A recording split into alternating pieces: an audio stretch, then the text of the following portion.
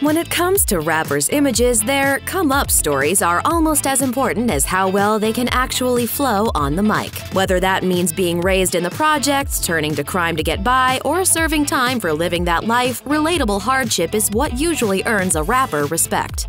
Unlike virtually any other aspect of life, growing up loaded puts you at a disadvantage if your life goal happens to be kill it in the rap game. But that hasn't stopped some silver spooners from dedicating their lives to making beats and rhymes. Here's a list of MCs who were born filthy rich. Rich Hill. As the son of fashion icon Tommy Hilfiger, Richard Hilfiger, aka Rich Hill, hardly attended the School of Hard Knocks. Hilfiger was born and raised on the mean streets of Greenwich, Connecticut, which he calls the Cut, and couldn't look less like what you'd expect from an heir to a yuppie fashion empire.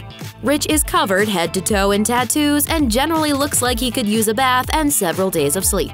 In 2011, just as his rap career was taking off thanks to a record deal with Warner Brothers, Rich did a now infamous interview with The Observer in which he revealed that he lives in his dad's fancy plaza apartment, has been banned from all but one music studio in New York City, and that he's already reached all of his old goals, which were basically just to become the best rapper from Connecticut and to connect with a model he used to admire. So he sounds like a real treat. Like him or not, the guy is prolific. He's been known to record 4 or 5 songs per night, a rapid rate of production that has spawned 2 studio albums and 18 mixtapes, which he gives away for free. It's not like he needs to charge money or anything. Lil Romeo. Master P's son, Romeo Miller, appeared on MTV Cribs when he was just 12 years old, at which point his hit song My Baby had already peaked at number 1. His dad, who fancied himself the ghetto Bill Gates, had begun his own label, No Limit, and disrupted the entire rap game with a new method of servicing fans. His motto was to give the customer more for their money and to make sure it was a quality product, which is why No Limit albums featured more tracks than most other albums. He also diversified his wealth into real estate holdings, various retail businesses, and even a phone sex company. And the strategy paid off. Lil Romeo, who dropped the Lil and now just goes by Romeo, was never able to duplicate the initial success of his first 2 albums, but he's continued to dish out new music. And let's not forget, he's always going to be the son to a dad who had a gold tank and thought it was appropriate to give a 12-year-old a custom Mercedes, even though his feet probably couldn't reach the pedals. Gabe Day.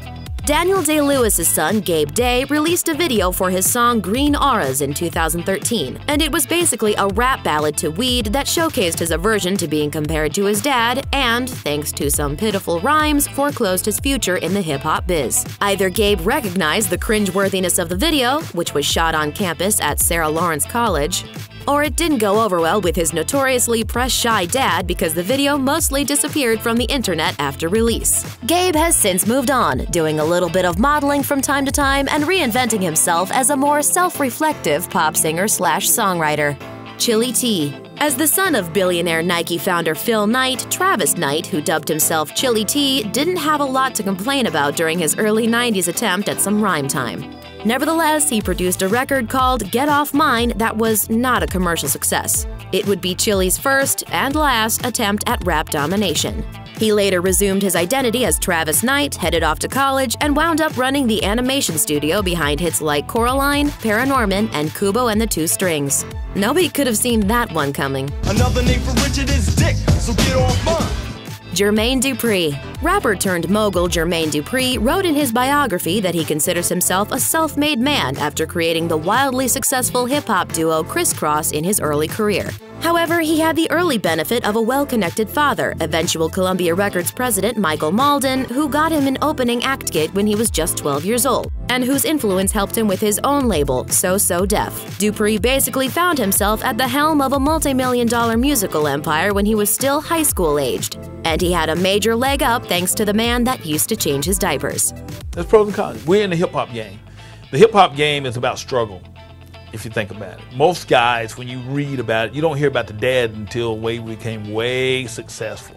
But usually most guys in the hip-hop game grew up with a mom. That was mom and dad. They grew up on a struggle. Reginae Carter. Originally part of the now-defunct girl group, the Oh My God Girls, Reginae Carter, daughter of rapper Lil Wayne, used to sing alongside fellow rapper T.I.'s daughter, Zonique Pollins, about deep topics like couture clothes and boys. The group broke up in 2015, but it seemed Carter had already had her eyes on the rap game. She put out her solo track Mind Going Crazy in 2014, but failed to follow it up with fresh material, instead focusing on writing books and designing clothes. Wheezy, meanwhile, has made sure she really doesn't need to worry about making a living in any business because he's given her enough birthday rides to fill a used car lot. Spanky Danky. With track titles like In Dank We Trust, Catchin' Vapors, and Rollin', Rollin', Rollin', Stoned, it's not hard to guess whose son rapper Spanky Danky happens to be. Yep, Snoop Dogg's eldest son, Corday Broadus, has followed in his dad's footsteps, except he doesn't have all the fame and critical acclaim. He later changed his name to Calvin Love and collaborated with his younger brother, Cordell, and their dad, Snoop himself, on the album Royal Fam under yet another handle, The Broadus Boys. Like his dad, Corday's a close friend to Mary Jane and makes no secret about it. Unlike his dad, though, he's a little less coordinated on the business side of things and has yet to chart or receive any kind of real industry success. That's not to say he isn't headed for stardom, but for now, it's a good thing Dad's willing to share his stash. Thanks for watching! Click the Nicki Swift icon to subscribe to our YouTube channel. Plus, check out all this cool stuff we know you'll love too.